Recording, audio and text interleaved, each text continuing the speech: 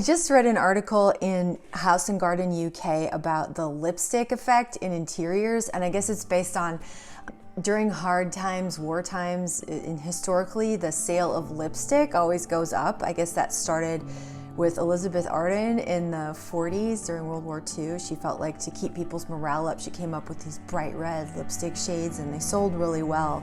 Saying, oh, what's the lipstick effect in interiors? It's just like these little quick changes, inexpensive changes that you can make. They had some suggestions of what they could be, but I thought it could be really anything that you wanted in your house that was easy and quick and inexpensive, but just gave you that little quick pick-me-up. And I just love that idea, especially for January, like in my planning and dreaming what I want to do with my house, but I'm not taking on any huge projects this month. But that doesn't mean I don't want to refresh my house and kind of, course, get all the Christmas out and winter in kind of ordinary time feeling. So this week I want to share with you what I've done in my bathrooms to kind of put a little lipstick on them.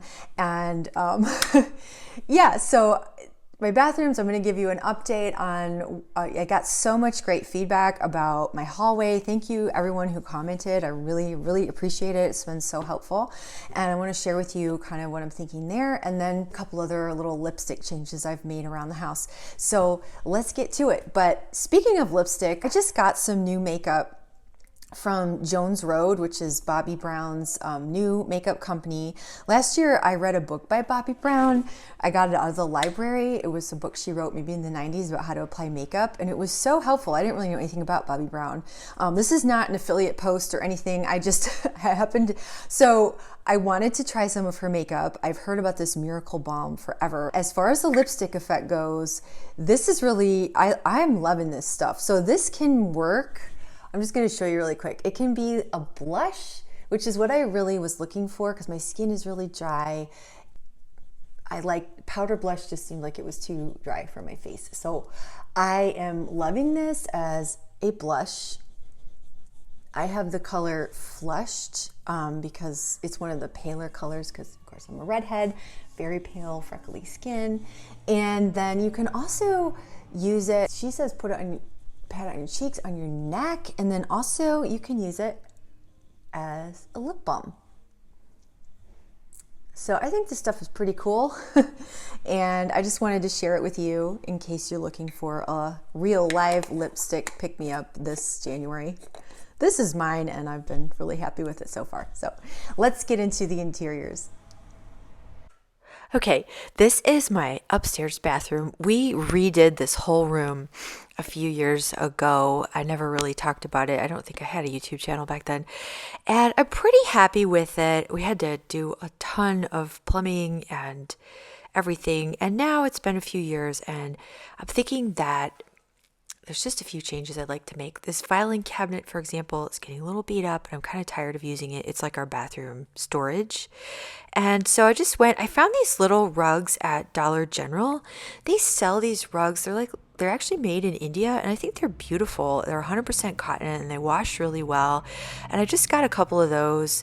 One of them was actually on clearance for like $2 and I really like the black and white on the floor and it is warming it up for the winter. It's really cold in here in the winter.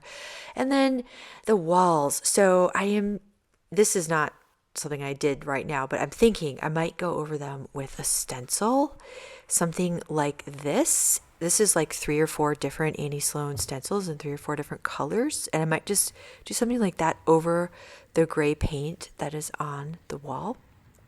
So let me know what you think about that. Okay, back to easy, quick changes. I took this little night table that I painted a few years back and I swapped it out with the filing cabinet and that's going to be our bathroom storage now. And this copper tub holds our towels and it fits much better on top. And then I corralled all of our lotions and soaps and stuff into these little Fleur Jardin containers that I got at Dollar Tree. I love these. I have a bunch of them and they're just so handy. So now instead of this windowsill of lotions, it's got a little more cohesive look. And then I went downstairs and I mixed up some of my DIY chalk paint. This is Hazel by Sherwin-Williams. It's 1/3 cup plaster of Paris, 1/3 cup water, and 1 cup of the paint. And I got these poinsettias after Christmas time. Our church just gives them away, and they'll last for quite a long time, I understand. I'm hoping to keep them alive this year, but I didn't want to keep them in the plastic pots, so I thought I would just pretty them up a little bit with this paint. And I knew that if it wasn't a chalk paint, it really wouldn't stick to the plastic very well, but chalk paint is really good at sticking to slippery surfaces like that. So I just quick prettied up these flower pots, and I Googled how to take care of poinsettias. I've had them in the past, but I've never had too much luck keeping them alive for very long. But this year I'm hoping to do better. I hope this is the year of the house plant for me. I got one last year for Mother's Day, and I've actually kept it alive. It's still alive. I'm pretty excited. We're coming up on a year. So while I was waiting for those to dry, I decided to add another towel hook to the back of our bathroom door. We don't have a lot of towel hooks down here because I don't want to have a lot of towels hanging around, but we do have one, and I decided to add another one so we could hang up the bath mat and one towel. And I love this idea I got from Rita Koenig to just hang hooks on the back of the bathroom door, because they just kind of disappear. Like if the door's open, you don't see them. We do have some towel racks for hand towels, but this is, for the shower. So just two. I think it's going to make it more comfortable because we've ended up hanging a towel and a bath mat on the same hook, and now we've got two, and it just doesn't really show when you open the door. So that was another quick little make my house more comfortable and feel more luxurious. Like Rita Koenig says, comfort is luxury. So still waiting for those pots to dry, and I decided to finally repot my Mother's Day gift, because it's like 6 plants in this container, and I know that they're crowded. I just haven't, I'm not a gardener. My husband's the gardener, but I'm trying to learn. So I decided to just go for it. He wasn't home, so I couldn't ask him, and I just split this. It's 2 geraniums, and I forget the other 2 kind of plants that are in here. I have the little tags, but I split them into 2 pots. We've had this ceramic flower pot out on the front porch, and I brought it in because I thought it would look nice in here. And I just I'm sure some of you are rolling your eyes, plant people. I just kind of gently separated this big ball of roots and put them into 2 separate pots. So hopefully they'll have more room to breathe and more room to grow. And I got inspired to add more plants to the bathroom. I've had my Mother's Day gift in the bathroom and loved how it looked, and I've put the poinsettias in there too, mostly because, well, they look really nice, and then the bathroom, it's nice and warm in there even when it gets really cold, so they're liking it as well. And then I also had to move my orchid into the bathroom too, because it was getting a little chilly out in the hallway and it was looking a little sad. So I decided that I'm going to try to have like a little, what do you call that? I can't think of the word. Somebody help me. When you have a lot of plants, but not a greenhouse, it's a different word. But for now, I'll just say we're going to have this teeny little greenhouse in our downstairs bathroom. And so far, everybody seems to really like it. And it's been a few days. The plants are still alive. I had to set this one on the floor because I ran out of space on the radiators. So then I ran upstairs, and the upstairs bathroom, I had this little plant stand. Touched up I didn't do 2 coats, but once I set them in place, I just kind of touched up a few places. And then I got the little plant stand that we had upstairs, and I brought it down so I could set this one up high. I didn't really want it to be on the floor. And I looked at plant saucers last time I was at Walmart, and they were so expensive. I about fell over. Luckily, I do have a lot of mismatched extra plates, and so I pulled these out, and I decided to use them as saucers for my flower pots instead. That was how come I painted them too, because flower pots are really expensive, y'all. Even the plastic ones. And I thought, well, just with a little paint, these ones that they came in, I think will do fine. And I think the little plates as saucers are even prettier than any real flower pot saucers that you could buy at the store. So I was pretty pleased with how it all turned out in the end. And I pray that I can keep all of these plants alive because I'm really enjoying seeing them. It's a really cheery little corner. And since it is tile in here, it sort of does feel like going to an arboretum and walking around or something like that. I keep wanting to say planetarium. I don't know why I'm drawing a blank. So I read up on how to water them. You're supposed to water these poinsettias every 2 to 3 days, give them about a cup of water. So did that. Oh, here's the final beauty shot of my bathroom.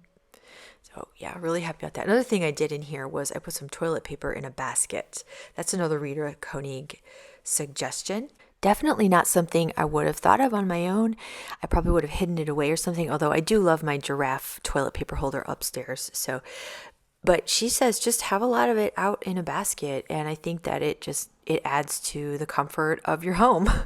Maybe it makes people feel more relaxed too when they're using your bathroom. I don't know, but I used to have some hand towels in that basket down by the sink, and I decided to just put toilet paper in there because I didn't have anywhere else in the bathroom that was really convenient to store it, and that is really convenient. So another quick little completely free change that's made our lives nicer and more comfortable here at home. Last week, I moved this picture and table and chair out into the hallway. I had another poinsettia, so I put it there as well. And I just had a nail hanging there, and all week it's been bothering me. This picture is too high up. Now, again, Rita Koenig is my go-to for a lot of things, but picture hanging, she says, don't go with measurements, just use your eye. For what feels right. And I've been walking past this all week and thinking, no, it's too high. I need to lower it.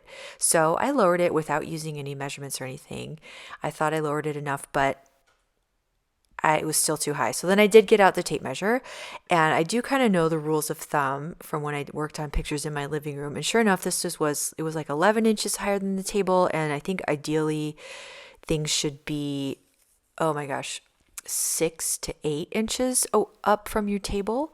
And so I measured and I used my eye, and sure enough, right at about 6, 7 inches up above the table is where I just had that feeling of this is the right place to hang this picture. So just encourage you when you're hanging art in your house to go with what feels right to your eye and not look at the bigger wall. Like, for example, it's really easy to get confused in our house because the ceilings are tall. And so you start thinking that your pictures should be hung up high. But regardless of how high your ceilings are, all of the art and furniture should really be at like a human scale. Like you wouldn't get a super tall chair that you had to climb into just because you had tall ceilings. So why would you do that for art? I just read something about this on Laurel Burns' blog, so I'll try to link that post. I skimmed it and it was really helpful. It was a cool post. I'll try to remember to link that below. But I ended up measuring a little and using my eye a little. Let you fully in on my secret. I really hate measuring, and I would much rather just hang things without measuring. But then, of course, you do end up banging a lot of holes in the wall sometimes.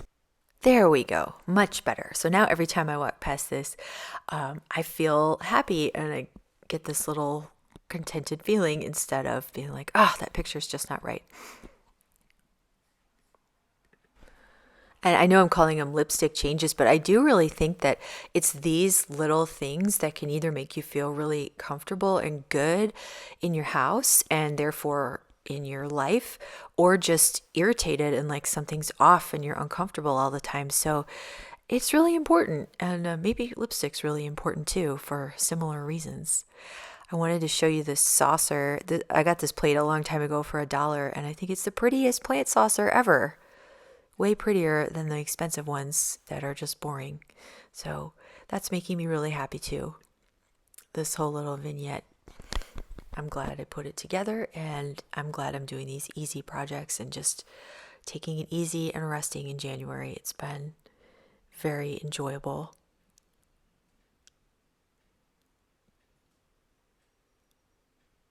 Then I decided to go upstairs and tackle this little picture project, which has been driving me crazy for a really long time. It's just hung on a nail that was randomly in the wall. And of course, it's way too high up. So I decided to just go ahead and move it down so we could see it easily when we're sitting on this little bench.